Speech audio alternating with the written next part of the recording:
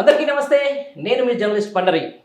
మొత్తానికి తెలంగాణ రాష్ట్రంలో ప్రజాపాలన పేరిట అధికారంలోకి వచ్చినటువంటి కాంగ్రెస్ పార్టీ ఏదైతే ఎలక్షన్ల ముందు ఇస్తున్నటువంటి ఏదైతే డిక్లరేషన్లకు ఒక్కొక్క దానికి తూట్లు పొడుచుకుంటూ వస్తున్నమాట మనం చూస్తూనే ఉన్నాం. ఈ నేపథ్యంలోనే ఏదైతే సర్పంచ్ ఎలక్షన్లకు సంబంధించి స్థానిక సంస్థల ఎలక్షన్లు ఉంటారు, ఈ నేపథ్యంలో కామారెడ్డి డిక్లరేషన్ సంబంధించిన దాంట్లో చాలా ప్రశ్నలు, చాలా చిక్కుముడులు కనిపిస్తూ ఉన్నాయి. అసలు కామారెడ్డి డిక్లరేషన్, కాంగ్రెస్ ఇచ్చినటువంటి ఈ యొక్క డిక్లరేషన్ సాధ్యమేనా? దీనికి సంబంధించి వచ్చే స్థానిక సంస్థల ఎన్నికల్లో 42% రిజర్వేషన్లు వస్తాయా? దీనికి సంబంధించిన దాంట్లో ఇప్పటికే బీఆర్ఎస్ సంబంధించిన పార్టీ కూడా ఒక జంగ్ సైరన్ మోగించింది. ఎట్టి పరిస్థితుల్లోనూ రానున్న స్థానిక సంస్థల ఎన్నికల్లో 42% రిజర్వేషన్ రాకపోతే మాత్రం ఊపునేది లేదని చెప్పేసి డంకా బజాయించి కొడతా ఉంది. అసలు కామారెడ్డి డిక్లరేషన్ ప్రకారం 42% రిజర్వేషన్ బీసీలకు సాధ్యమేనా? అసలు ఏదైతే కాంగ్రెస్ పార్టీ ఈ డిక్లరేషన్కు మద్దతు తెలుపుతుందా, లేకపోతే దీన్ని పూర్తి స్థాయిలో అమలుపరుస్తుందా అనే అంశానికి సంబంధించి మనతో మాట్లాడేందుకు ప్రముఖ రాజకీయ నాయకులు, ప్రస్తుతం బీఆర్ఎస్ పార్టీ నాయకులు, అలాగే బీసీ సామాజికవేత్త అయినటువంటి బూడిద భిక్షమయ్య గౌడ్ మనతో ఉన్నారు. అడిగి మరిన్ని విషయాలు తెలుసుకుందాం. నమస్తే. నమస్కారం. మొత్తానికి చాలా రోజుల తర్వాత మీకు ఒక రిలేటెడ్ సబ్జెక్ట్ మీ దగ్గర రావాల్సి వచ్చింది. చూస్తున్నాం కామారెడ్డి డిక్లరేషన్ ఏదైతే ఈరోజు కాంగ్రెస్ పార్టీ అధికారంలోకి రావడానికి ఈ డిక్లరేషన్ ఎంతో ఉపయోగపడింది. చాలామంది బీసీలు ఈరోజు కాంగ్రెస్ వైపు నిలబడ్డారు. రానున్న రోజుల్లో స్థానిక సంస్థల్లో కాంగ్రెస్ పార్టీ గెలిస్తే మేము ప్రజాప్రతినిధులు అవుతాం అని చెప్పేసి కూడా వాళ్ళు నమ్మిండ్రు, ఈరోజు ఓట్లు వేసారు. కానీ 9 ఏళ్ళు అవుతుంది కామారెడ్డి డిక్లరేషన్ సంబంధించిన దాన్ని ఇంతవరకు కాంగ్రెస్ పార్టీ సపోర్ట్ చేయట్లేదు. దీన్ని మీరు ఏమంటారు? ఇప్పుడు కాంగ్రెస్ పార్టీ అధికారంలోకి వచ్చిందంటేనే అబద్ధాలు, మోసాలు అంటే మభ్యపెట్టి కాంగ్రెస్ పార్టీ వాళ్ళ అధికారంలోకి వచ్చిందనే విషయం క్షుణ్ణంగా అర్థమవుతుంది. మనం కూడా ఈ 9 నెలల పాలనలో ఎవరిని అడిగినా, అంటే ఓ కూలిని అడిగినా, ఓ రైతుని అడిగినా, ఓ నిరుద్యోగిని అడిగినా, ఇంకెవరిని అడిగినా ఆటోమేటిక్గా ఏం చెప్తారంటే, అయ్యో మేము మోసపోయి ఇలా గోసపడుతున్నాం, ఇవాళ కాంగ్రెస్ పార్టీ మమ్మల్ని మోసం చేసింది, ఆ మాయ మాటలకు నమ్మి మేము ఓట్లు వేసినామని చెప్తా ఉన్నారు. దాంట్లో భాగంగానే మీరు చెప్పినట్టుగా అనేక మోసాలు, 1, 2 కాదు. నిరుద్యోగ డిక్లరేషన్ ఇచ్చిండ్రా? ఏది లేదు. తర్వాత అసలు రకరకాల డిక్లరేషన్లు చేశారు. దాంట్లో భాగంగా కామారెడ్డిలో బీసీలను కూడా వంచన చేయడానికి 42% రిజర్వేషన్ ఇస్తామని చెప్పి బీసీల ఓట్లన్నీ కూడా దండుకున్నారు. మరి మేము అడుగుతా ఉన్నాం, ఇప్పుడు నిన్న కూడా మేము మీటింగ్ పెట్టి, లేకుంటే మేమందరం కూడా సమాయత్తమై 9 నెలలు అయింది. 9 నెలల పరిపాలనలో అనేక మంది సర్పంచ్లో, ఎంపీటీసీలో మాకు బీసీ బిడ్డలందరూ కూడా అయ్యో మేము ఓట్లు వేసినాం, మాకు రేపు స్థానిక సంస్థలలో మాకు రిజర్వేషన్ వస్తే మేము పదవులు ఎక్కి ప్రజాసేవ చేద్దామనుకున్నటువంటి వాళ్ళందరూ కూడా మరి ఏమైంది అని చెప్పి అడిగే పరిస్థితి వచ్చింది. మరి ఎవరు అడగాలి? ప్రధాన ప్రతిపక్షంగా మేమే నడుము కట్టి అయ్యా మరి 42% ఎట్లు ఇస్తావు, ఏమిస్తావు అని చెప్పి అడిగే కాడికి వచ్చింది. అది ఖచ్చితంగా మేము అడుగుతున్నాం. కానీ వాళ్ళు ఇస్తారా ఇయ్యరా అనేది ప్రజలకు అవి మోసం చేసినట్టే చేస్తారేమో అని చెప్పి నేను అనుకుంటున్నా. అయినా మన బాధ్యతగా వాళ్ళు ఎట్లు ఇస్తామని అన్నారో, ఏ విధంగా ఇస్తామన్నారో ఆ 42% ఇవ్వాలని చెప్పి మేము అడుగుతా ఉన్నాం. రైట్. ఇదే కామారెడ్డి బీసీ డిక్లరేషన్లో మనం ఎవరు సరే రేవంత్ రెడ్డి చెప్తానో, లేకపోతే రాహుల్ గాంధీ చెప్తానో, లేకపోతే ప్రియాంక గాంధీ చెప్తానో, డైరెక్ట్ సోనియా గాంధీ వచ్చి చెప్తానో, సరే దానికి అథెంటికేషన్ ఉన్నా ఉండకపోవచ్చు.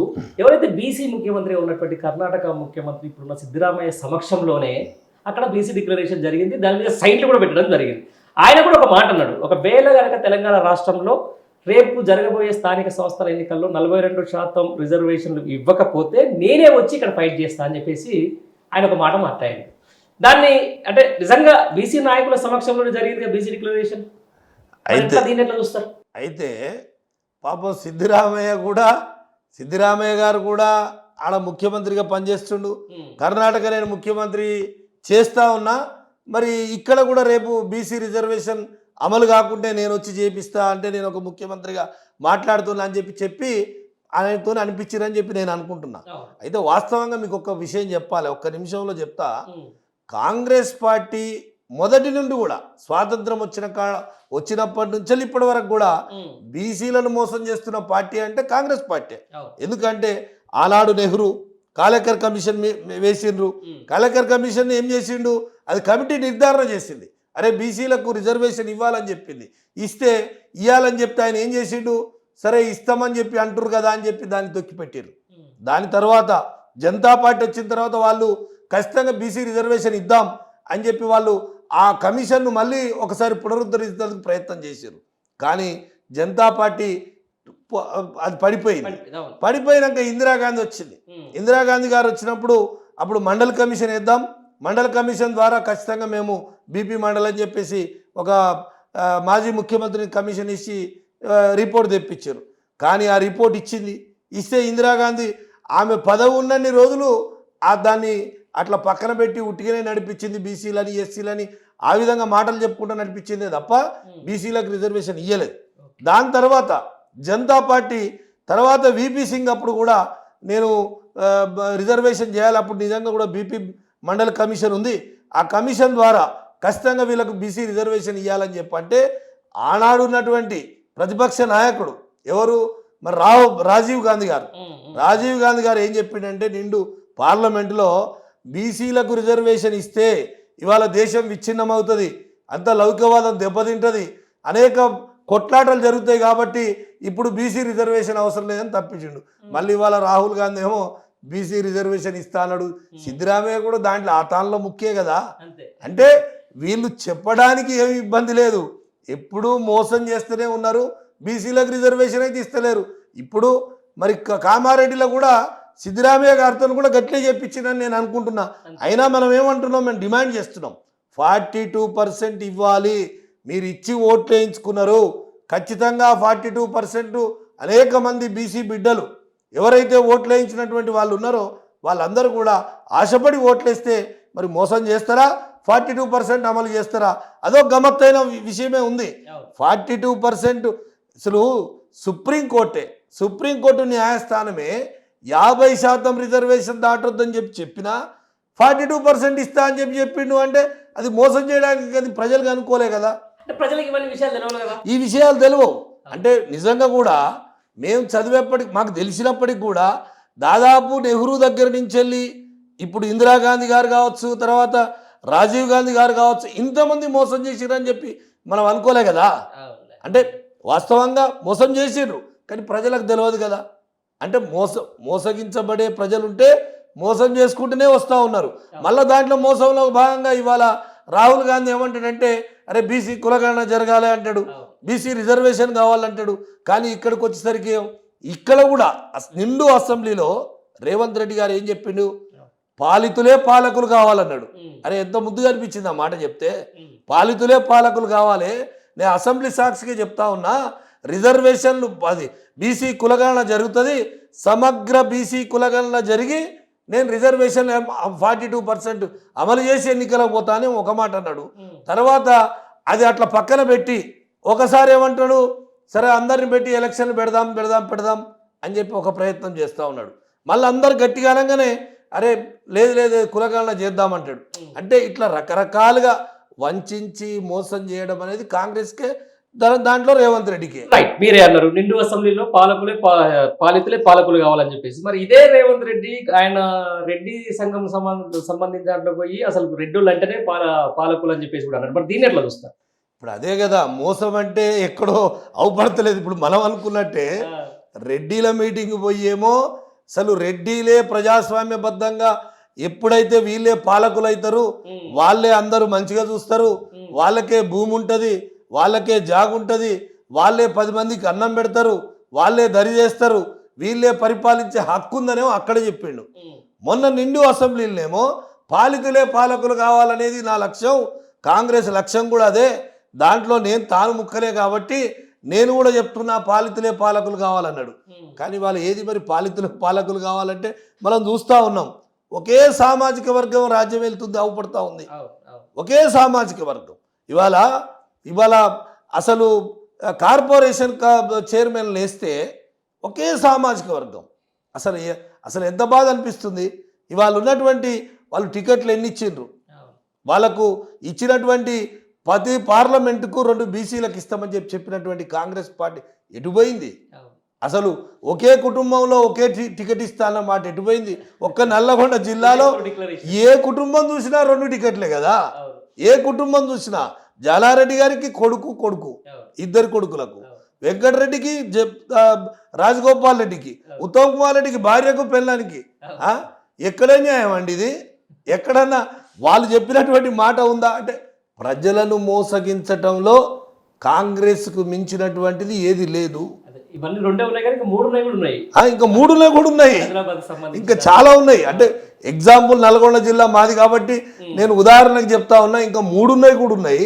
ఇంకేమైనా ఉంటే ఇంకెవరు ఉంటే వాళ్ళకు ఓటు హక్కు రాలేదేమో కానీ వస్తే వాళ్ళని కూడా పెట్టడానికి ఎక్కడ కూడా వెనుకకు పోరాలు. రైట్. దీంతో పాటు అంటే ఇప్పుడున్న ముఖ్యమంత్రికి బీసీల మీద ఎంత శ్రద్ధ ఉంది, లేకపోతే మీరు అన్నట్టు కామారెడ్డి డిక్లరేషన్ మీద ఎంత ప్రేమ ఉందనే దానికి ఒక ఉదాహరణ క్షత్రియ సమ్మేళనం, ఇటు పక్కన సర్దార్ పాపన్న గారికి సంబంధించినటువంటి జయంతి ఉత్సవాలు. లైక్ దీనికి డుమ్మ కొట్టేసి ఆడిపోయి సన్మానాలు చేసుకునేటప్పుడు మరి బీసీలు ఎట్లా నమ్మేది?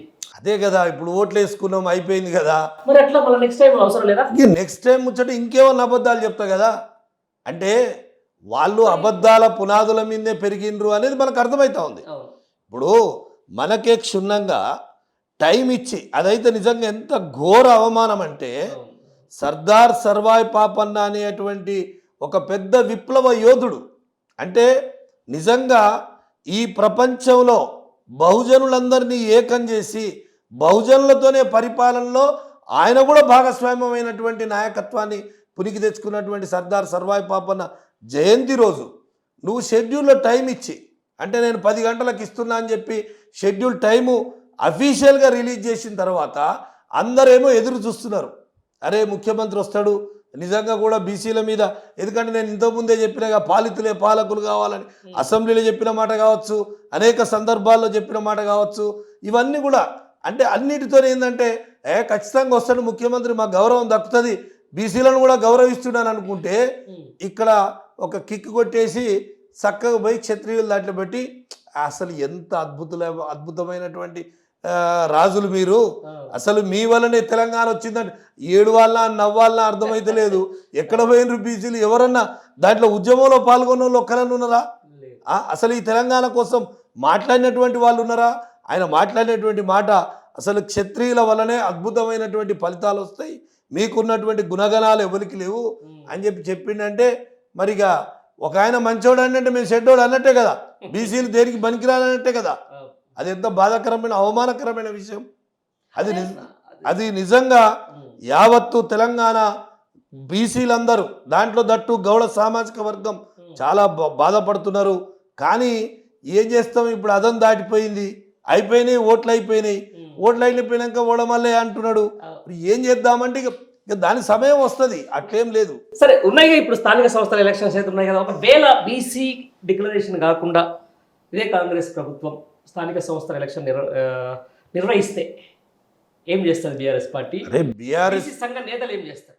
బీసీ సంఘ నేతలను కూడా కలుపుకుంటాం, తర్వాత పార్టీగా ఖచ్చితంగా నిర్ణయం తీసుకుంటాం. ఎందుకంటే ఇది ఉద్యమ పార్టీ.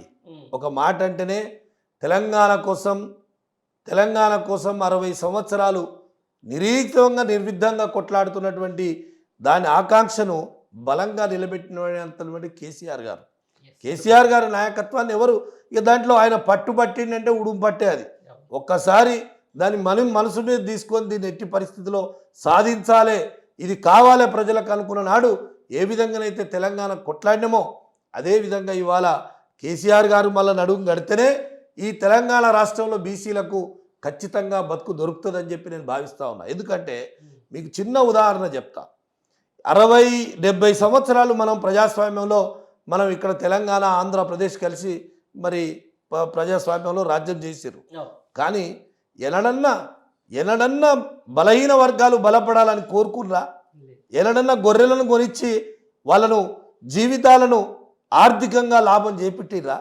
ఎనడన్నా ఉన్నటువంటి మత్స్యకారులు అసలు మనకు సముద్రం లేకున్నా, మొన్న ఒక దగ్గరికి పోతే ఒక ఆయన అంటున్నాడు, అరే సముద్రం లేకున్నటువంటి తెలంగాణలో అరే చేపల పెంపకం అసలు దేశంలో నెంబర్ 1 ఏ విధంగా అవుతుంది, అసలు ఎట్లా పెంచుతున్నారు చేపలు అంటే, చెరువులు దువ్వటం కానీ చేపల మత్స్య సంపద పెంచడం కానీ అవన్నీ ఎవరైనా చేసిండ్రా?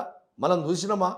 అంటే ఎన్ని 1-2 కాదు, సబ్బండ వర్గాలకు స్కీములు ఇవ్వటం, అంటే వాళ్ళ చేరువ పోయి వాళ్ళ కడుపులు చూసి తెలంగాణ రాష్ట్రంలో ఈ బీసీలందరూ బాగుపడాలని చెప్పి చేసినటువంటి వ్యవహారం ఎక్కడన్నా చూసినామా మనం? అది కూడా ఇవాళ మరి బలం చూస్తున్నాం.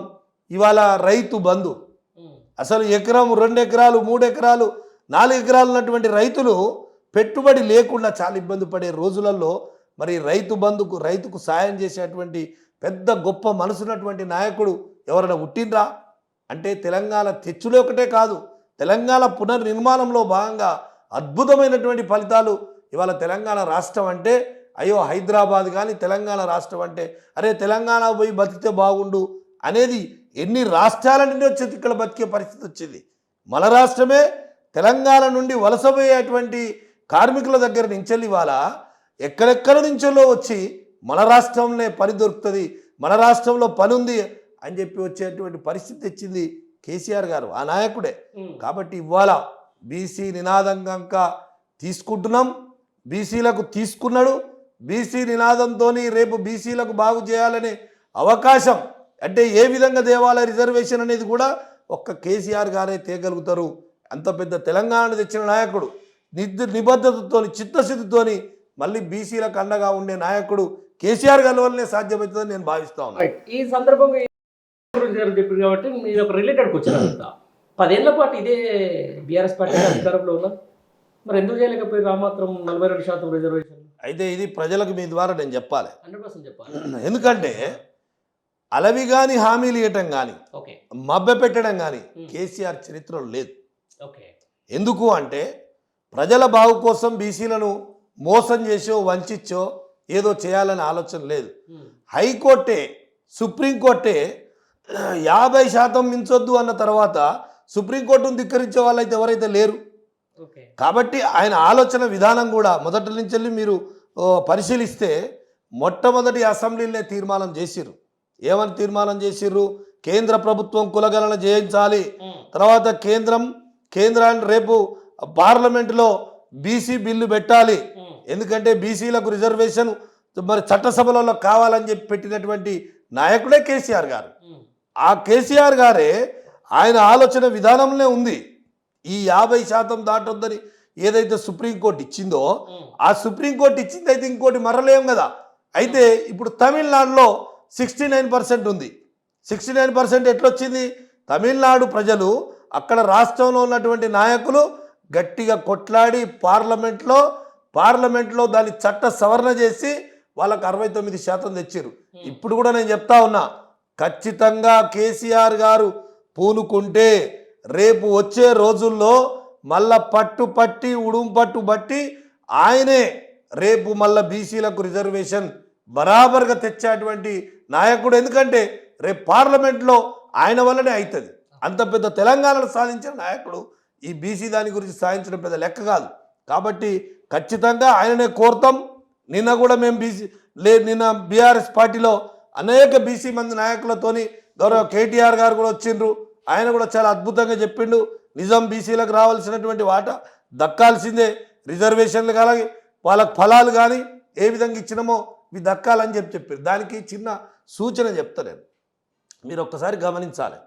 ఆంధ్రప్రదేశ్ చరిత్రలో ఇన్ని రోజుల అసెంబ్లీ చరిత్రలో ఇక్కడ స్పీకర్ కానీ అక్కడ కౌన్సిల్ చైర్మన్ కానీ ఎవరైనా బీసీలను చేసిర్రా? చూసినామా మనం? ఎవరు చేయలే కదా. అసలు స్పీకర్ అంటే బీసీలు ఎడ చేస్తారా అని, అటువంటిది బీసీలను చేసినటువంటి నాయకుడు. అది ఉదాహరణ నేను చెప్తా ఉన్నా. అంటే అటువంటి ఎన్నో ఉన్నాయి. ఇవాళ బీసీ మంత్రులు ఎంతమంది ఉన్నారా ఈ రాష్ట్రంలో చెప్పండి? 2 మంత్రులు. ఆ 2 మంత్రులు కూడా అరకొర చేసినట్టే ఏం శాఖలు ఇచ్చిండ్రా? వాళ్ళకు ఏమన్నా రెవెన్యూ ఇచ్చిందా? ఎక్సైజ్ ఇచ్చిండా? ఎక్సైజ్ శాఖ మొదటిసారి తెలంగాణ రాష్ట్రంలో ఒక గౌడుకి ఇచ్చినటువంటి చరిత్ర కేసీఆర్ గారిది. ఒక నిబద్ధత, ఒక బీసీల మీద ప్రేమ. అట్లా ప్రేమ కానీ ఉట్టిగానే ఒలకబోసినట్టు ఏదో అసెంబ్లీలో మాట్లాడి నేను పాలకులు కావాలి బీసీల దిక్కని మాట్లాడు కాదు కదా. ఇప్పుడు సామాజిక న్యాయ విషయంలోకి వచ్చే వరకు 100% ఈ కాంగ్రెస్ పార్టీ ముందు నుంచి కూడా ఫెయిల్ అవుతా ఉంది. 100% అడుగుతాను. దీని మీద మీరు ఒక చిన్న క్లారిఫికేషన్ కూడా చెప్పండి. సామాజిక న్యాయానికి సంబంధించిన దాంట్లో మొన్న ఎంపీ ఎలక్షన్ లో కొన్ని సామాజిక వర్గాలే మాకు ఒక టికెట్ ఇయ్యరు ముర్రు అని చెప్పేసి మాదిగ సామాజిక వర్గం మొత్తుకుంది, ఇవ్వలే. ఆ తర్వాత ఈ రోజు నిన్నగా గాంధీ భవన్లో యాదవ సామాజిక వర్గం మాకు ఒక మంత్రి పదవిని కేటాయించురయ్యా అని చెప్పేసి ధర్నాలు చేస్తూ ఉంది. ఈ సామాజిక వర్గానికి సమన్యాయం పాటించకపోతే రేపు పొద్దున మరి బీసీలకు వాళ్ళు ఎందుకు రిజర్వేషన్లు ఇస్తారు, ఎందుకు ఇవ్వాలి అని అంటున్నాను. ఇప్పుడు నేను అదే చెప్తున్నా కదా, వాళ్ళ నరాన అగ్రవర్గాల వాళ్ళు ఉన్నటువంటి నీడలే ఉన్నాయి తప్ప ఇప్పుడు వాళ్ళకేదో మీది మాటలు చెప్పాలి, ఓట్లు వేయించుకున్నానని చెప్పి ఉంది తప్ప వాళ్ళకి చెయ్యాలనే ఉద్దేశం లేదు. ఇప్పుడు కేసీఆర్ గారు చేసిన ఉదాహరణలు చెప్తున్నాయి. ఒక ముదిరాజును రెవెన్యూ మినిస్టర్గా చేసిండు, ఒక ముదిరాజును వైద్య విద్యా మినిస్టర్గా చేసిండ్రు. కానీ వాళ్ళు ఎవరైనా వీళ్ళకి ఇచ్చినటువంటి ఈ దీంట్లో మొన్న గదంత ఎందుకు, మొన్న పార్లమెంట్ ఎన్నికలు ఉన్నాయి. పార్లమెంట్ ఎన్నికల్లో 17 సీట్లకు 8 సీట్లు బీసీలకు ఇచ్చినాం.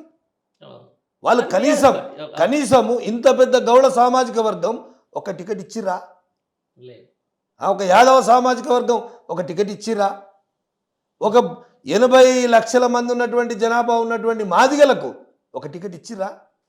అంటే అవుపడుతూనే ఉంది కదా. ఇప్పుడు నేను చెప్పుడో ఎవరు చెప్పుడో చరిత్రే చెప్తా ఉంది. ఎప్పుడో కాదు, ఎప్పటి చేస్తారా ఎప్పుడు చెప్తుందా కాదు, పాత చరిత్ర అంతా నేను చెప్పినా. నెహ్రూ గారి దగ్గర నుంచి వెళ్ళి రాజీవ్ గాంధీ గారి దగ్గర ఏ విధంగా బీసీలను మోసం చేయరని చెప్పినాం. తర్వాత ఇప్పుడు ఏ విధంగా సిద్ధరామయ్య గారు వచ్చిండ్రు, ఆయన కూడా మాట్లాడి, ఆయన బీసీ ముఖ్యమంత్రి అయినప్పటికీ నేను అమలు చేస్తా అని చెప్పినటువంటి మాట అది కూడా బుట్టదాఖలైనట్టే అవుపడతా ఉంది.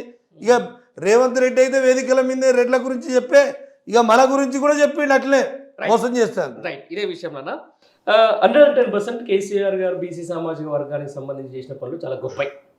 యాదవులకు గొర్రెల పంపిణీ కావచ్చు, ముదిరాజులకు చేపల పంపిణీ కావచ్చు, లేకపోతే ఇప్పుడు రజకాకు వాళ్ళకు ఫ్రీ కరెంట్ కావచ్చు, ఇలా చెప్పుకుంటూ పోతే సబర్ణ వర్గాలకు ఏదో విధంగా బెనిఫిట్ అయితే జరిగింది. మరి ఎందుకు బీఆర్ఎస్ నమ్మలే వాళ్ళంతా? అంటే 2 విషయాలు చెప్పాలి. మోసం ముందు ఏదైనా ఓడిపోతుంది. అంటే ఆల్రెడీ బెనిఫిట్స్ పొందుతూ ఉన్నారు. పొందినా అరే నువ్వు ఒకటి గుర్తుపెట్టుకోవాలి, 2000 రూపాయలకు చాలా సంతోషంగా ఉన్నారు. కానీ వాడేదో 4000 ఇస్తా అంటుండు కదా, రైతులకు 10,000 ఇస్తా అంటుండు కేసీఆర్ మంచోడు, కడుపులో పెట్టి చూసుకోడు. కానీ ఒక్కసారి చూద్దాం 15,000 ఇస్తా అంటుండు కదా, అని నమ్మిండ్రు. నమ్మటి ఇప్పుడు ఎవరైనా 2,500 మహిళకి ఇస్తా అంటే మళ్ళీ 4,000 రూపాయలు ఒకటే కాదు, ఒక తాతకే వస్తుంది. రైట్, మీరు అన్నది కరెక్టే. Sorry for interruption. సరే, ఈసారి 4,000 ఇస్తామని చెప్పేసి అధికారులు రేపు 7,000 ఇస్తామని చెప్తారు. నమ్ముతారా జనాలు? అట్లా నమ్మరు. ఇప్పుడు నమ్మేటోళ్ళకి ఒక్కసారి మోసం చేస్తే నమ్ముతారు, ఊకే నమ్ముతారా? అరే ఇప్పుడు మనం పోతుంటాం, ఒకసారి తట్టు తాకుతుంది, అమ్మో తట్టు తాకుతుందిరా అని చెప్పి ఇప్పటి నడిచేటప్పుడు జాగ్రత్త నడుస్తాం. కానీ మొట్టమొదటి సాఫ్గా నడుస్తున్నప్పుడు తట్టు తాకింది, అరే నీ అమ్మ తట్టు తాకక ముందుకు ఏం కాదు కదా, కేసీఆర్ గారే గిట్లు ఇచ్చిండు, ఎట్లయినా కేసీఆర్ లెక్కనే ఇస్తారో ఏమో అని నమ్మిర్రు. తెలంగాణ వచ్చిన తర్వాత అరే తెలంగాణ ఇంత అద్భుతంగా అభివృద్ధి అయింది, మన ఇంటికాడికే నల్ల నీళ్ళు వస్తున్నాయి, మన ఇంటికాడికే పెన్షన్ వస్తుంది, మనకే రైతు బంధు వస్తుంది, కేసీఆర్ కిట్ వస్తుంది, పెళ్లి చేసుకుంటే 1,116 మనకు పెళ్లికి వస్తున్నాయి, అరే గిన్ని ఇస్తున్నాడు, ఏమో చూద్దాం ఒక ఆయన ఏమో కొత్తగా చెప్తుండు, ఏదైనా ఎక్కువ ఇస్తలేమో అని ఆశపడరు. పాపం ఆశపడి పాపం ఇవాళ ఎంత ఇబ్బంది పడుతున్నారండి, గోసపడుతురు. అసలు విద్యార్థులకు ఇచ్చినటువంటి హామీలను చూస్తే అసలు ఏది వీళ్ళు ఒకటే కాదు, ప్రియాంక గాంధీ వచ్చి ఇచ్చింది. ప్రియాంక గాంధీ వచ్చి నీకు కంప్యూటర్ కావాలన్నా ఏ స్కూటర్ బిల్లేవు. అరే ఎక్కడి హామీలు చూస్తే నిజంగా పిల్లలు కూడా ఏమనుకోరంటే అరే ఇన్ని ఇస్తున్నారు, నిజంగానే ఒకసారి ఇస్తారేమో అని అనుకోరు. ఇప్పుడు నేను ఒకటి అడుగుతా ఉన్నా, 1,00,000 ఉద్యోగాలు 2 లక్షల ఉద్యోగం 9 నెలలు అయింది, ఒక నోటిఫికేషన్ ఇచ్చిండా? 30,000 ఉద్యోగాలు మీరే చెప్పాలి. ఇప్పుడు నేను అదే చెప్తున్నా, ఇప్పుడు మాకు పుట్టిన బిడ్డను ఎత్తుకొని ముద్దాడితే మంచిదే ఉంటుంది, కానీ మా బిడ్డని చెప్పాలి కదా. మాకు 30,000 ఉద్యోగాలు ఇప్పుడు ఇస్తే నిజంగా అంటే ఏదన్నా చెప్తే ఎట్లుండాలంటే నమ్మేటట్టు ఉండాలి. ఇంకా నమ్మరు కదా, ప్రజలకు తెలుసు. ఎందుకంటే ప్రజలందరూ కూడా గమనిస్తుర్రు. అంతకుముందుకు నోటిఫికేషన్లు ఇచ్చి అంతకుముందుకు ఇచ్చి అన్ని సెలక్షన్ అయిపోయినాక ఉద్యోగ నియామక పత్రాలు ఇచ్చేది ఉండే, అంతలో కోడ్ వచ్చింది, సర్లే ఇక ఇద్దాంలో ఎప్పుడైనా ఉద్యోగాలు అట్లా ఒకవేళ చెయ్యాలనే ఆకాంక్ష ఉండి మోసం చేయాలనో మోసం మాటలు చెప్పి చేయాలనుకుంటే కేసీఆర్ గారు చాలా చేసేవాళ్ళు అట్లా అనుకుంటే. కానీ అట్లా అనుకోలే కదా, ఆ ఉద్యోగాలను చూపెట్టి 30,000 ఉద్యోగాలు ఇచ్చినంటాడు. ఎవడన్నా నవ్వుతాడండి? ఇవాళ రేపు అందరం చదువుకున్న వాళ్ళం, కాగిత విజ్ఞత ఉండాలి కదా, మాట చెప్పేటప్పుడన్నా కొంచెం విజ్ఞత ఉండాలి కదా, ఆ విజ్ఞత కూడా లేకుంటున్నదంటే చాలా బాధ అనిపిస్తూ ఉంది. రైట్, మనం ఈ బీసీ డిక్లరేషన్ సంబంధించిన కంక్లూజన్ ఇచ్చేద్దాం. ఒకవేళ రేపొద్దున స్థానిక సంస్థల ఎలక్షన్ నోటిఫికేషన్లు వచ్చేసి ఆల్రెడీ కొత్తగా ఎలక్షన్ కమిషన్ కూడా కమిషనర్ కూడా వచ్చేసి తొందరలో స్టార్ట్ అవుతుంది ఇక విషయం. 42% రిజర్వేషన్లు కనుక కాంగ్రెస్ పార్టీ ఇవ్వకపోతే మీ స్టాండ్ ఏంటి? ఏ విధంగా ముందుకెళ్తారు? మేము గ్రామ స్థాయి నుండి తీసుకెళ్తాం.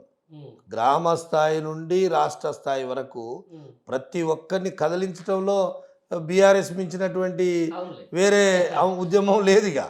అంటే ఎందుకు అంత గట్టిగా చెప్తా ఉన్నాం, ఎందుకు కదిలించాల్సి వస్తుందంటే మోసం వెనుక మోసం చేసుకుంటూ పోయి ఈ రాష్ట్రాన్ని అధోగతి పాలు చేసి ఈ రాష్ట్రాన్ని రావణ కష్టంగా చేస్తారేమో అని చెప్పి పార్టీ నాయకునికి కానీ భయం అవుతుంది, మా అందరికి కూడా అనిపిస్తూ ఉంది.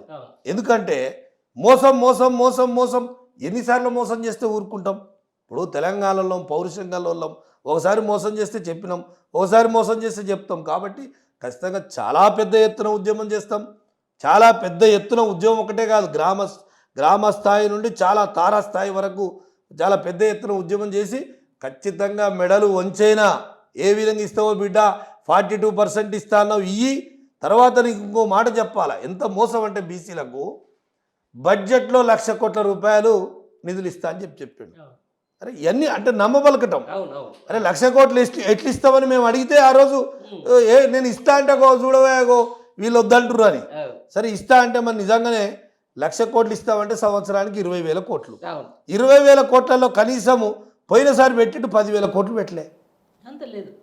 మరి ఇక నువ్వు సంవత్సరం అయిపోయిందా? మళ్ళీ మార్చిలో మేము బరాబర్ కొట్లాడతాం ఈ అంశం కూడా.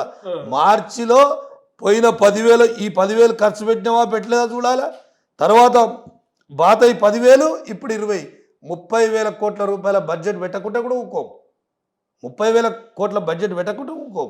తర్వాత ఇవాళ చాలామంది కేసీఆర్ గారు ఒక మంచి మానవతా దృక్పథంతో విదేశీ విద్యను ప్రోత్సహించడానికి బీసీలకు 20 లక్షల రూపాయలు స్కాలర్షిప్లు ఇస్తామని మొదటి విడత 10 లక్షలు ఇచ్చారు ఆ గవర్నమెంట్లో. ఆ 10 లక్షలే గతి లేవు ఇప్పుడు. చాలామంది నాకు ఫోన్ చేసి అడుగుతున్నారు, సార్ ఎట్లన్నా చేసేయండి, ఎవరినైనా అడుగుతారా, బీసీ మంత్రిని అడుగుతారా అంటారు. బీసీ మంత్రి దగ్గర ఏముంది అడగడానికి? బీసీ మంత్రి దగ్గర అడిగితే నేను ముఖ్యమంత్రిని అడుగుతా అంటాడు. అంతే కదా, చేతుల్లో ఇది లేదా? అసలు ఆయనకు మనసు ఉండాలి కదా, ముఖ్యమంత్రికి మనసే లేదా? మనం ఏమని అడుగుతాము అనేటువంటి పరిస్థితి వచ్చింది. అదొక్కటే కాదు, ఇప్పుడు బీసీ స్కాలర్షిప్ ఇవాళ మీరు చూస్తూ ఉన్నారు కదండి, బీసీ గురుకులాలలో ఎంతమంది విద్యార్థులు పురుగులను తింటున్నారు. నెక్స్ట్ టాపిక్ అదే ఉంది. నేను దానికంటే ముందు ఇంకొక ఇప్పుడు కేసీఆర్కి సంబంధించిన దాంట్లో బీసీలకు ఏం కావాలో అవన్నీ ఇచ్చేసి, రైతులకు ఏం కావాలో అవన్నీ ఇచ్చేసి, సబ్బండ వర్గాలకు సంబంధించిన ఏం కావాలో అంత ఇచ్చేసి, అంత ఇచ్చేసిన తర్వాత కూడా అధికారంలోకి దూరం పెట్టారు. సరే ఆ తర్వాత జరిగిన ఎంపీ ఎలక్షన్లో కూడా ఆయనకు కొంచెం నమ్మలే. ఇవి కేసీఆర్ కంటే ఎక్కువ చేసినా కూడా నాకు ఓట్లు పడతాయా, రేపు నేను ఎందుకు చేయాలి ప్రజలకు అని చెప్పేసి రేవంత్ రెడ్డి ఆలోచిస్తున్నాడేమో అనిపిస్తుంది నాకు. ఇది అంత చేసిన కేసీఆర్ అంత చేసిన వాళ్ళకే నాకు ఓట్లే లేదు జనాలు, ఆయనకంటే ఎక్కువ చేస్తే నాకు ఏమైనా వేస్తారా అనే ఉద్దేశం ఏమైనా ఉండి పాలిస్తున్నా అనుకోవచ్చా? అయితే కేసీఆర్ అట్లా అనుకుంటులేదు తెలియదు, కానీ నేను అనుకుంటులేదంటే చాలా సంతోషపడుతున్నట్టు. ఎందుకంటే ఎంత అద్భుతంగా అబద్ధం ఆడగలిగినా, ఎంత అద్భుతంగా అబద్ధం చెప్పి ఓట్లు వేయించుకోగలిగిన మునగాన్ని అని చెప్పి మాత్రం సంతోషపడుతున్నానని నేను అనుకుంటున్నా. ఎందుకంటే ఆ సంతోషం ఎన్ని రోజులు ఉండదు. ఇప్పటికి కూడా ప్రజలు ఇట్లా రగులుతున్నారు. ఎవరిని కదిలించిన, ఒక రైతుని కదిలించిన, ఒక కూలిని కదిలించిన, ఒక విద్యార్థిని కదిలించిన, ఇట్లా అగ్గి రగిలినట్టు రగులుతున్నారు. పాయింట్ మీరు అర్థం చేసుకోండి. కేసీఆర్ ఇంత చేసినా ప్రజలు నమ్మలేదు, ఆయనకంటే ఎక్కువ చేస్తే రేపు నాకు నమ్మి ఓట్లు వేస్తారని గ్యారంటీ ఏమైనా ఉందా? ఉన్న 4 పైసలు తీసుకొని పోదామన్నట్టు పరిపాలన చేస్తున్నట్టు అనిపిస్తుంది అంటున్నా. ఆయన ఒకటే అనుకుంటుండు, ఎట్లయినా నాకు ఓట్లు వేయరుగా, అంతే, ఎట్లయినా నాకు ఓట్లు వేయరు. అసలు పరిపాలన అనేది అసలు కనీసం అవపడుతుంది ఆ పరిపాలన. ఆయన ఏమనుకుంటుండు, నాకు ఎట్లయినా ఓట్లేయరు, అట్లయినా ఏరు ఇట్లయినా ఏరు. సరే కేసీఆర్ గారు ఆయన మనసులో బాగుంది, మీరు అన్నదానికి చెప్తున్నా. ఆయన మనసులో ఏముందంటే కేసీఆర్ గారు ఇన్ని చేసినా ఓట్లు వేయలేదని ఏం లేదు. కేసీఆర్ గారు ఇన్ని చేసినా ఆయన కన్నా ఎక్కువ నేను అబద్ధాలాడి ఓట్లు వేయించుకోగలిగిన అనే ఒక పాయింట్ మీదనే ఆయన ఉన్నాడు. కానీ ఆయన ఒకటేసారికి ఓట్లు వేయించుకోగలిగిన అనేది కూడా ఆయనకు తెలుసు. ఇక రెండోసారికి నమ్మరు. ఎందుకంటే 9 నెలలనే 9 ఏళ్ళ పరిపాలన అయిపోయింది. అంటే విచిత్రంగా ఇవాళ ప్రజలు పడినటువంటి బాధలు కానీ, కష్టాలు కానీ, వాళ్ళ గోస కానీ వాళ్ళ బాధ కానీ పడుతున్నటువంటి చూస్తూ ఉన్నాం. ఆయనకు కూడా తెలుసు ఇవన్నీ పడుతున్నారు. కాకుండా ఏంటంటే నేను ముఖ్యమంత్రి వెళ్ళాలి. ఇప్పుడు హైడ్రా అని పెట్టిండు, ఎవరిని కూల్చిండే? ఒక్కరినో ఇద్దరినో కూల్చిండు వసూలుకు అని చెప్పి దిగిండు. ఎందుకంటే అటు ఈ రాష్ట్రాలలో ఇక వాళ్ళ ఢిల్లీకి కప్పం కట్టాల్సిందే కదా. అంటే చెరువుల పునరుద్ధరణకు సంబంధించిన దాంట్లో మీరు కూల్చివేతలు తప్పుపడుతురా? మేము తప్పు పడతలేము. అసలు చెరువులకు పర్మిషన్ ఇచ్చింది ఎవడు? కాంగ్రెస్ పార్టీ కదా ఇచ్చింది. ఈ 10 ఏళ్లలో ఏం జరగలే కదా. అదివరకే చెరువులన్నింటినీ దాదాపు లెక్కలు తీసినది పేపర్లో చూసిన దాని ప్రకారమే నేను చెప్తున్నా. దాదాపు 3000 చెరువులు కూడబడ్డాయి అని చెప్తా ఉన్నారు. అసలు నామరూపాలు లేకుంటే పోయినాయి అంటారు. దానికి రావాల్సిన కాలువలే కూడా నామరూపాలు లేవంటారు. ఎవడు పరిపాలించడు ఇన్నేళ్ళు? కాంగ్రెస్ పార్టీ కదా, కాంగ్రెస్ పార్టీ ముఖ్యమంత్రులే కదా. వాళ్ళు పరిపాలించినప్పుడే వాళ్ళే దానికి పర్మిషన్లు ఇచ్చారు కదా, వాళ్ళే రిజిస్ట్రేషన్లు చేసిరు కదా. వాళ్ళున్న హయాంలోనే ఆఫీసర్లను తప్పు నేను పడతలేను. ఎందుకంటే వాళ్ళు అజమాయిషి చేస్తే పాపం ఆఫీసర్లు కూడా పర్మిషన్లు ఇవ్వచ్చు. ఎందుకంటే వాళ్ళ దగ్గర ఉన్నాం కాబట్టి నాకు లేదు నీకెందుకయా నేను ఇస్తున్నా కదా నువ్వు ఇవ్వమంటే ఇచ్చిండ్రు. మరి ఇచ్చి వాళ్ళని మొత్తం నేను పునరుద్ధరిస్తా అని చెప్పి అంటే అది సాధ్యమయ్యే పని అనిపిస్తుందా మీకు? నేను ఏమంటున్నా అంటే ఎవరైనా నిజంగా బలిసిన వాళ్ళు, బాగా ధనవంతులు, ఏదైనా నిజంగా నాలాలలో చెరువులలో ఏమైనా కడితే వాళ్ళ గూలగొట్టు. తర్వాత మీకు ఇంకో విషయం తెలియదు, 2017-18లో ఒక జడ్జిమెంట్ వచ్చింది. ఏముంది వచ్చిందంటే high court judgment, full bench judgment ఇచ్చారు. ఏమని ఇచ్చిండ్రు? మీరు ఒకవేళ కూలగొట్టాలనుకుంటే FTL అనేది ఇప్పటి వరకు కూడా నిర్ధారణ లేదు. అసలు గమ్మత్ ఏంటంటే చట్టబద్ధత లేదు. FTL ఎట్లా నిర్ధారిస్తారు? చెరువు నిండినప్పుడు ఆ నీళ్ళు ఎంతవరకు నిలబడుతుందో ఆ పరిధిలో నిర్ధారించి అక్కడ ఒక మార్కు పెడతారు. కానీ ఇప్పుడు పెట్టినటువంటి మార్కులు లేవు. ఇప్పుడు చెరువులు నిండి పైకి వచ్చినటువంటి మార్కులు లేవు. అవి పెట్టకుండా మీరు ఎట్లా చేస్తారని కోర్టే ప్రశ్నించింది. అవి పెట్టకుండా మీరు ఎట్లా నిర్ధారణ చేస్తారు? మరి శాంటిటీ ఏముంది దానికి? కాబట్టి ఏం చెప్పిందంటే ఒకవేళ నిజంగానే మీ ప్రభుత్వానికి ఇది చెరువు కూడిపోయింది, ఈ చెరువుల్నే వాళ్ళు కట్టిండ్రు అంటే వాళ్ళకు నోటీసులు ఇచ్చి కాంపెన్సేషన్ కట్టించి వాళ్ళకు ఎక్కడైనా వాళ్ళకు జాగా చూపించి కట్టు, నీకేం ఇబ్బంది లేదన్నది. అవన్నీ తుంగలో దొక్కి కోర్టును పక్కకు పెట్టి ఓ హైడ్రాని తీసుకొచ్చి హైడ్రామా చేసి అంటే నేను ఇవన్నీ ఎందుకు తీసుకొచ్చిండ్రు అని నేను భావిస్తూ ఉన్నా. అంటే ఇప్పుడు ఎవరైనా గటు పోతే ఊర్లలో ఏమడుగుతున్నారు? హైదరాబాద్లో ఏమడుగుతున్నారు? హైదరాబాద్లో ఏమైనా పెన్షన్లు ఏమైనా 4000, ఆ 2000 గదిలేవు 4000 సంగతి ఏందని? అరే రోడ్ల మరమ్మతులు ఏమైనాయి అని. లేకుంటే ఇంకా పేద ప్రజలు అడిగేటువంటి కేసీఆర్ కిట్టెట్ పోయింది. తర్వాత కళ్యాణ లక్ష్మి షాదీ ముబారక్ ఇవన్నీ అడగకుండా హైడ్రా ఏందో చేస్తున్నా అని చెప్పి ఒక హైప్ క్రియేట్ చేస్తే అందరూ అరే ఏదో చేస్తున్నా అని చెప్పి గయం అంటే కేవలం అభివృద్ధిని అడ్డుకోవడానికి, అభివృద్ధి నేను ఇచ్చిన హామీలను తుంగలో దొక్కడానికి ఇది హైడ్రాది ఒక డ్రామా అంతే. అది ఏమో పడుతుంది చెప్పరాదు. రైట్. దాంతోపాటు గత కొద్ది రోజులుగా సోషల్ మీడియాలో విపరీతమైనటువంటి ట్రోలింగ్స్, విపరీతమైనటువంటి బాధాకరమైన విషయాలు గురుకుల పాఠశాలకు సంబంధించిన పాపం పాములు గారు చచ్చిపోతూ ఉన్నారు. తర్వాత కులం పేరుతో దూషిస్తున్నామని చెప్పేసి కిలోమీటర్ల దూరంకి వచ్చేసి రోడ్డు మీద పిల్లలు బైఠాయిస్తూ ఉన్నారు. ఆ తర్వాత మంచి అన్నం పెట్టండ్రు నాయన అని చెప్పేసి గొగ్గోలు పెడతా ఉన్నారు. మన భువనగిరిలోనే సూసైడ్ చేసుకున్నారు కొంతమంది పిల్లలు. చాలా అన్యాయకరమైన పరిస్థితి. అయితే దీని అందరూ వెనుక నేను ఒక మేధావి మొన్నటిదాకా ప్రభుత్వానికి మాట్లాడినటువంటి మేధావి కాశీం గారితో ఇంటర్వ్యూ చేస్తున్నప్పుడు ఆయన ఒక మాట మాట్లాడిండు. కార్పొరేట్ శక్తులకు వీళ్ళు వంత పాడటానికే అద్భుతంగా నడుస్తున్నటువంటి గురుకుల పాఠశాలలు, అక్కడ జరుగుతున్నటువంటి నాణ్యమైన విద్యకు ఈరోజు బీసీ, ఎస్టీ, ఎస్సీ పిల్లలు దూరం చేస్తుంది ప్రభుత్వం అంటారు. దీని మీద మీరేమంటారు చెప్పండి. 100% కాశీం గారికి సల్యూట్ చేసి చెప్పాలి. ఎందుకంటే అనుభవజ్ఞుడు, 10 కాలాల పాటు ఎవరెవరు ఏ పరిపాలన చేస్తుండ్రు, పేదల కోసం కష్టాలు ఇష్టాలు తెలిసినటువంటి వ్యక్తిగా మాట్లాడిన దాంట్లో 100% నేను ఏకీభవిస్తున్నా. ఎందుకంటే వాళ్ళ మెయిన్గా వాళ్ళకు ఉన్నటువంటిది ఏంటంటే వాళ్ళ ధోరణే అహంకారపూరితమైన ధోరణి. తర్వాత ఆయన మాటలు కానీ వాళ్ళ చేతలు కానీ కార్పొరేట్లు ఎవరున్నారా? బలిసినోడే కార్పొరేట్. అసలు నిజంగా కార్పొరేట్ ఎక్కువ ఎవరి హయాంలో బలపడింది? ఇప్పుడు కార్పొరేట్ శక్తులు బలపడ్డదే కాంగ్రెస్లో. కాంగ్రెస్ హయాంలోనే కార్పొరేట్ శక్తులు బలపడ్డాయి. ఇప్పుడు ఉన్నటువంటి విద్యా సంస్థలన్నీ కాంగ్రెస్ హయాంలోనే పరిపాలించిందే. కాంగ్రెసే బలపెట్టింది. కాంగ్రెసే వాళ్ళ దాంట్లో భాగస్వామ్యం తీసుకుంది, కాంగ్రెసే దాంట్లో వాటాలు పుంజుకొని వాళ్ళందరినీ కూడా పెంచి పోషించింది. అందుకనే ఇవాళ అది చాలా పెద్ద కుట్ర. వారు చెప్పింది నేను ఏకీభవిస్తా ఉన్నా. నేను కూడా అదే ధోరణిలో మాట్లాడదామని అనుకున్నాం. అయినప్పటికీ నేనేం చెప్తున్నా అంటే వాళ్ళ కార్పొరేట్ శక్తులు నిజంగా కొన్ని రోజులలో రిజల్ట్ చూస్తే 99% రిజల్ట్ వస్తుంది బీసీ గురుకులాలలో. గురుకుల పాఠశాలలు కూడా ఎంత అద్భుతమైనటువంటి పాఠశాలలు, సన్న బియ్యం, తర్వాత వాళ్ళకు వంట అద్భుతమైనటువంటి నీట్గా వంట చేసి మన ఇంట్లో కన్నా మంచిగా ఉండేది. అసలు ఎంత డిమాండ్ పెరిగిందండి గురుకుల పాఠశాలలో.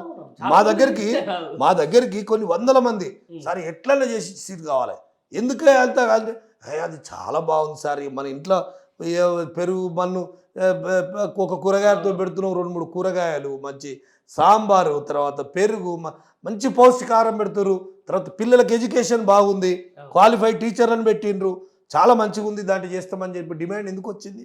ఆ డిమాండ్ వచ్చింది ఓర్వలేక రేవంత్ రెడ్డి గారు ఇవాళ వీళ్ళకు పురుగులు అన్నమో ఏదో పెడితే మళ్ళీ దాంట్లో డిమాండ్ తగ్గిపోతే 2 లాభాలు ఉంటాయి. ఒకటి, ఆయన లోపట్టున్నటువంటి ఏదైతే అహంకారమో కొద్దిగా శాంతించబడుతుంది. ఎందుకంటే అరే బీసీ పిల్లలు కూడా ఇంత మంచి చదువు చదవాలా అనేది ఒకటి కావచ్చు. ఒకటి, రెండవది అక్కడ కార్పొరేట్ శక్తులకు కూడా కొంచెం పట్టం కట్టినట్టుగా మన వాళ్ళకు కట్టినట్టు ఉంటుంది అనేది రెండోది. ఈ 2 కారణాలు దాంట్లో ఇమిడి ఉన్నాయి. అందుకని ఇవాళ చూస్తూ ఉన్నాం, ఏదన్నా ప్రభుత్వం కనీసం ఎమ్మెల్యేలో మంత్రులో పోయి పరామర్శిస్తురా? మీరు ఒక్కసారి చెప్పండి. విద్యాశాఖ మంత్రి పరామర్శించడం, అసలు విద్యాశాఖ మంత్రి ఉన్నాడా? అసలు విద్యాశాఖ మంత్రిని పెట్టకపోవడానికి కారణం అదే. విద్యాశాఖ మంత్రి ముఖ్యమంత్రి దగ్గర ఉంటే విద్యాశాఖ మంత్రి గురించి అడిగేటోడు లేడు, ప్రశ్నించడం లేడు. ఆయన ఏ విధంగా చేసుకోవాలనేది ఆయన మనసులో ఉన్నటువంటి భావన కావచ్చు, ఆయనకు ఉన్నటువంటి అవన్నీ తీర్చుకోవడానికి ఆయన అట్లా పెట్టుకున్నాడు. అసలు ఎందుకు జరుగుతుంది రివ్యూ? అసలు మనసు ఉంటే కదా మార్గాలు. ఇప్పుడు మనసు ఉంటే ఆ గురుకుల పాఠశాలల్లో భోజనం ఏ విధంగా నడుస్తుంది? 10 ఏళ్ళు గురుకుల పాఠశాలలు నడిచినాయి, ఎవరన్నా ఒక్కరు ఆత్మహత్య చేసుకుర్రా? ఎక్కడన్నా పురుగులన్నా ఉందా? ఇవాళ చూస్తే నిజంగా బాధ అనిపిస్తుంది, కళ్ళకు నీళ్ళు వస్తాయి. చాలామంది మళ్ళీ నిర్ణయాలంటారు వద్దుసారిగా గురుకుల పాఠశాలలో, ఇక పైసలో ఓ ఎకరం అమ్మైనా కానీ అక్కడో ఇక్కడో చదివిద్దామని అనే పరిస్థితికి ఎందుకు వచ్చింది అంటే ఈ కారణాలు ఇవే కదా. అసలు ఎంత బాధ అనిపిస్తుంది అంటే పురుగులన్నం, ఆత్మహత్య, అసలు 1 కాదు 2 కాదు, ఒకటి జరగగానే ఒకటి. అసలు ఎంత హృదయ వికారమైనటువంటి బాధ చెప్పండి. బీసీలకు ఎంత అన్యాయం జరుగుతూ ఉంది. ఇది చాలదా? బీసీలకు అన్యాయం జరుగుతున్నటువంటి అంశం ఇది ఒక్కటి చాలదా? ఎన్ని కావాలా? కాబట్టి చాలా బాధ అనిపిస్తూ ఉంది. ఎందుకంటే మనం ఆ గురుకుల పాఠశాలలో ఇప్పుడు మనం పేదరికంలో పెరిగినాం, పేదరికం అంటే ఎట్లుంటుందో అనుభవించినాం. అరే పేదల భోజనం మనం ఏ విధంగా తిన్నాం. ఇవాళ ఒక మంచి మహానుభావుడు ముఖ్యమంత్రి అయితే ఎట్లా తింటారు అని చెప్పి అది కూడా చూసినాం, ఇది చూసినాం, అది చూసినాం.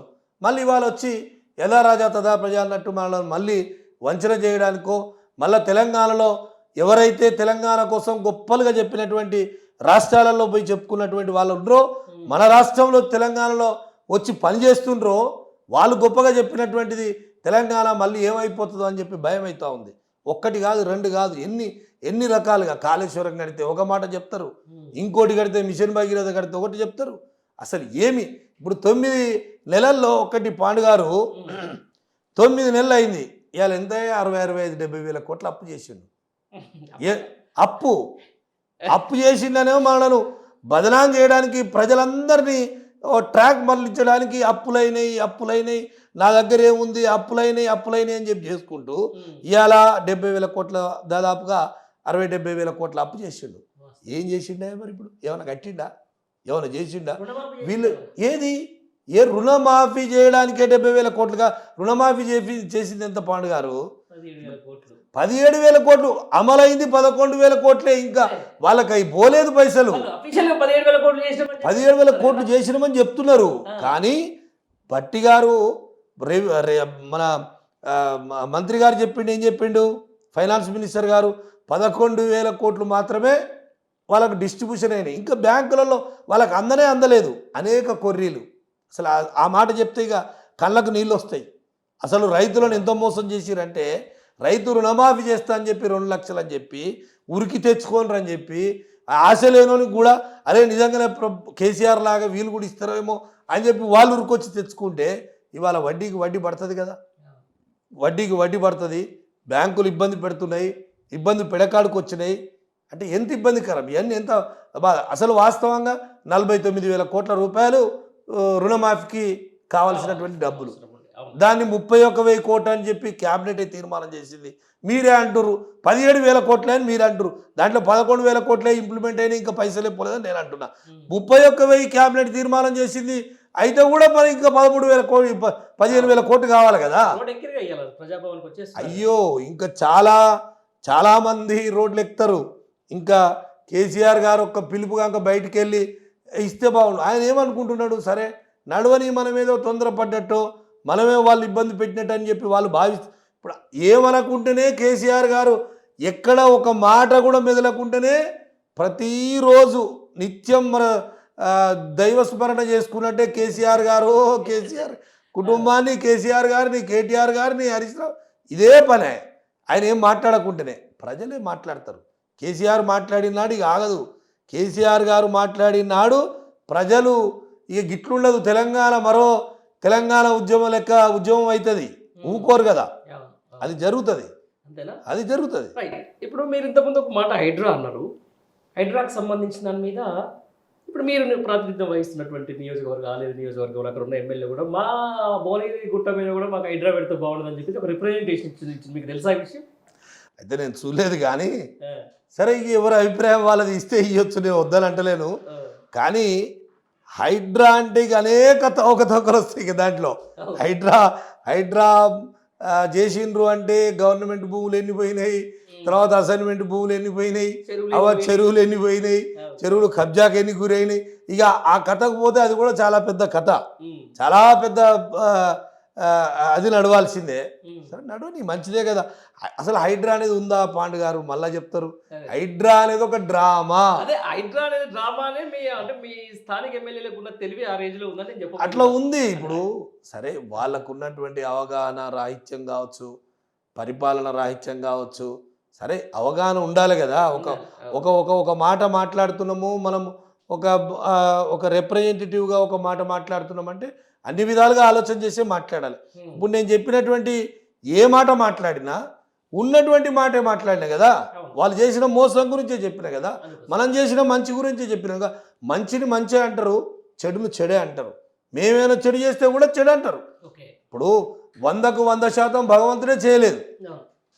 అయినప్పటికీ మనం లెక్క ఎట్లా తీసుకుంటాం, 60 మార్కులు వస్తే ఫస్ట్ క్లాస్ అంటాం, అసలు 90 అంటే స్టేట్ ర్యాంక్ అంటాం, 98 వస్తే అరే ఇక అద్భుతం, ఇంకా దానికన్నా మించింది లేదంటాం. రైట్. దీంతో పాటు ఒక ఫైనల్గా మీకు మళ్ళీ క్వశ్చన్ అడుగుతాం. ఏం నడుస్తుంది 9 నెలల పరిపాలన కాలంలో? మీకు నచ్చింది ఏంది, నచ్చంది ఏంది? అసలు నచ్చింది అనేది ఏమైనా ఉంటే కదా, వాళ్ళు ఏమైనా చేసింది ఏమన్నా ఉంటే. ప్రజాపాలన అనేది ఉన్నది అని అంటే మీరే చెప్తా పాండు గారు. ప్రజాపాలన నేను దరఖాస్తులు తీసుకుంటున్నామని అడావుడి 6 రోజులు చేసిరు, 7వ రోజు అయితే అది లేనే లేదు. తర్వాత ముఖ్యమంత్రి అంటే అటంకాలు కూడా పోలేదు. మంత్రులు పోతారన్నారు, మంత్రులు పోయారు. ఆఫీసర్లు పోతారన్నారు, ఆఫీసర్లు లేరు. అంటే ప్రజాపాలన గానే తప్పే గాడి. అంటే అప్లికేషన్లు తీసుకున్న దగ్గరనే ఉంది ప్రజాపాలన. అసలు అప్లికేషన్లు తీసుకొని ప్రజల దగ్గరికి పోయి వాళ్ళు పరిపాలన చేస్తే కదా.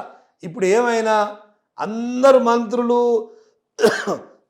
మంత్రులు ప్రతి ఒక్కరు కూడా ఏం చేస్తున్నారంటే ఏడ ఏ భూమి ఉంది, ఏమైనా పైసలు వస్తాయా, ఏడ ఏమైనా కమిషన్ వస్తుందా, అసలు సిగ్గుపోతుంది.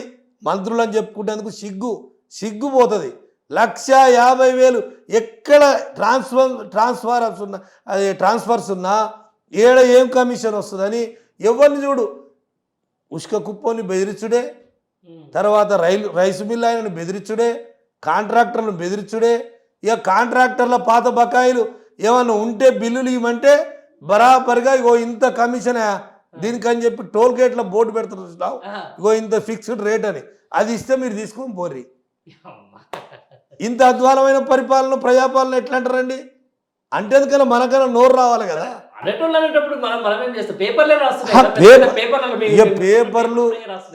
పేపర్లు సరే 1-2 పేపర్లు ఉన్నట్టున్నాయి, రాస్తున్నట్టున్నాయి. కానీ నేనేమంటున్నా అంటే పేపర్లు రాసినప్పటికీ ప్రజలకైతే ఇవాళ సోషల్ మీడియా వచ్చింది, టీవీలు వచ్చినాయి, అంటే ప్రతి ఒక్కరి అనుభవిస్తున్నటువంటి కాలానుగుణంగా చూస్తుంటే ఇవన్నీ అయితే అవపడుతున్నాయి కదా.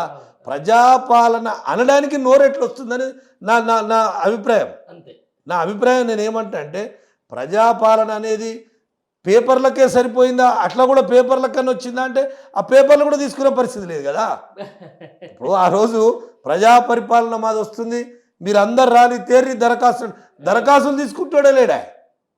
అరే ఆఖరికి ఉట్టి దరఖాస్తులను తీసుకోరాదు రవి, ఉట్టి అవి కూడా తీసుకునేటువంటి గది ప్రజా పరిపాలన ఎట్లయితుంది. మీరు ఒక్క మాట చెప్పండి, ప్రజా పరిపాలన అంటే ప్రజలకు మేలు చేసేటట్టుగా ఆలోచన విధానం ఉండి, అరే 24 గంటల కరెంటు రెప్పబోకుండా పరిపాలన చేస్తురంటే అరే ఏం పరిపాలన చేస్తురే, బ్రహ్మాండంగా చేస్తురని అంటాం. అరే రైతు బంధు ఇస్తున్నారు 10,000 అంటే 15,000 ఇస్తున్నా, ఈయన 10 ఇస్తే ఆయన 15 ఇచ్చిందంటే తను ప్రజా పరిపాలన అంటాం. లేదు స్కూల్ పిల్లలకు ఫీజు రియంబర్స్మెంట్ వస్తలేదు, వాళ్ళు ఇచ్చినటువంటి హామీలు ఏమి వస్తలేవు. దూర విద్య ఎడ్యుకేషన్, ఫారెన్లో ఎడ్యుకేషన్ చదువుకుంటాకు మనం ఇచ్చినటువంటి ఒక కిస్తు పోను రెండో కిస్తు ఇస్తలేరు. ఈ ఎవరికి ఏ కులాలకు, రైతులకు రావాయ్, కూలీలకు ఇస్తా అన్నటువంటి మాట తప్పే. మహిళలకు 2,500 వస్తాయని అకౌంట్లో వస్తాయమ్మా నెల నెల అని చెప్పంటే పాపం మహిళా సోదరుమణులు అక్కలు చెల్లెళ్ళు పాపం వరుస పెట్టేసి ఓట్లు వాళ్ళు బాయే.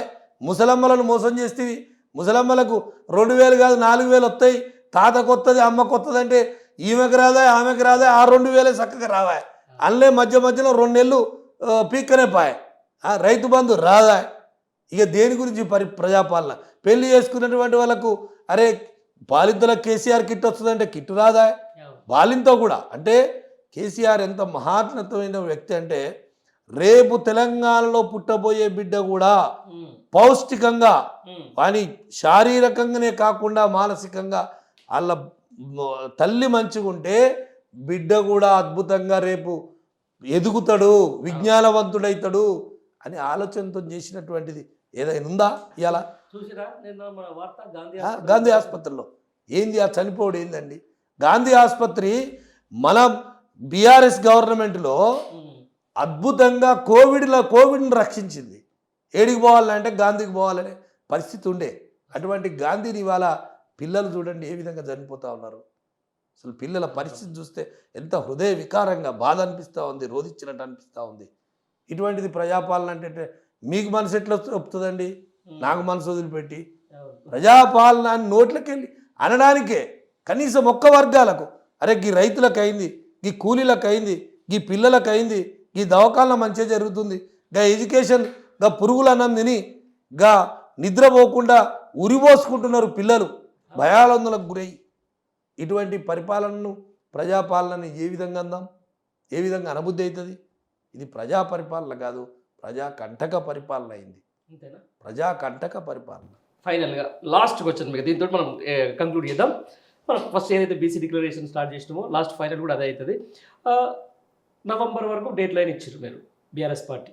నవంబర్ 10th వరకు మీరు ఖచ్చితంగా బీసీ డిక్లరేషన్ చేసి ఇది కామారెడ్డి బీసీ డిక్లరేషన్కి ఒక అమలు పరచాలి, 42% రిజర్వేషన్లు ఇవ్వాలని చెప్పేసి కూడా మీరు అల్టిమేట్గా ఒక అల్టిమేటం ఇచ్చే డెడ్ లైన్ పెట్టేసారు గవర్నమెంట్కు. బట్ వాళ్ళకున్న పరిధి ఇప్పటివరకు బీసీ కమిషన్ మొన్న డిజాల్వ్ అయిపోయింది పాతది. ఇప్పుడు కొత్త వేసే పరిస్థితి కూడా లేదు. వేసినా అది 3 నెలలు పడుతుంది మ్యాక్సిమం, ఎందుకంటే వాళ్ళు కలెక్టర్ల కాడ పోయి జిల్లాల కాడ తిరిగి అదంతా. ఇది ఇట్లాగో అమలయ్యే పరిస్థితి అయితే లేదని చెప్పేసి క్లియర్గా అర్థమవుతూ ఉంది. ఈసారి స్థానిక సంస్థల ఎన్నికల్లో ఎట్టి పరిస్థితుల్లోనూ కామారెడ్డి డిక్లరేషన్ తూట్లు పడవడం ఖాయము. 42% డిక్లరేషన్ 42% రిజర్వేషన్ రాకపోవడం కూడా ఖాయం. ఒక్క రాని నేల పక్షంలో రేపటి నుంచి ఎలా ఉండబోతుంది మీ భవిష్యత్ కార్యాచరణ? ఇప్పుడు నిన్ననే అసలు కార్యాచరణ మొదలుపెట్టాం. సరే పెద్దలు కేసీఆర్ గారిని కూడా కలుద్దాం, మేమందరం కూడా బతిమలాడదాం అనుకుంటున్నాం. కేసీఆర్ బతిలావడంటే ఒక ఉద్యమ నాయకుడు ఎవరో ఒకరు కావాలి, ఎవరో ఒక పోరాడేటువంటి శక్తి. ఎందుకంటే తెలంగాణ తెచ్చినటువంటి వ్యక్తి ఎవరైతే ఉన్నారో అంత కష్టమైనటువంటి తెలంగాణ తేగలిగినరు. ఇన్ని రోజుల నుంచి వెళ్ళి బీసీలు అనేక రకాలుగా బాధపడతా ఉన్నాం. ఆ బీసీ రిజర్వేషన్ పెంచాలని, బీసీ బతుకులు బాగుపడాలని, అది మీరే నడుం కట్టాలని చెప్పి, అది బీఆర్ఎస్ పార్టీ మొదలు పెట్టాలని చెప్పి అని ఆలోచిస్తూ ఉన్నాం. అందరం కూడా అడుగుతాం. అది నిన్న తొలి అడుగు పడ్డది. తర్వాత ఇది కార్యాచరణ కూడా చేద్దామని చెప్పిండు. తర్వాత ఇంకొకటి ఏంటంటే నేను ముందుగా మొట్టమొదలు చెప్పినట్టుగా సాధించాలంటే లక్ష్యం ఉండాలి. అయితే లక్ష్యం ఉండంగానే అయిపోదు, ఆచరణ కూడా జరగాలి. ఆచరణ, లక్ష్యము, ఒక నిబద్ధత ఉన్నటువంటి నాయకుడు కేసీఆర్ గారు ఒక్కరే. ఆ కేసీఆర్ గారి సారథ్యంలో రేపో ఎల్లుండో మరి తమిళనాడు కూడా కమిటీ పోతా ఉంది అధ్యయనం చేయడానికి. కేసీఆర్ గారు పంపుతారు, ఎవరినైనా పంపుతారు.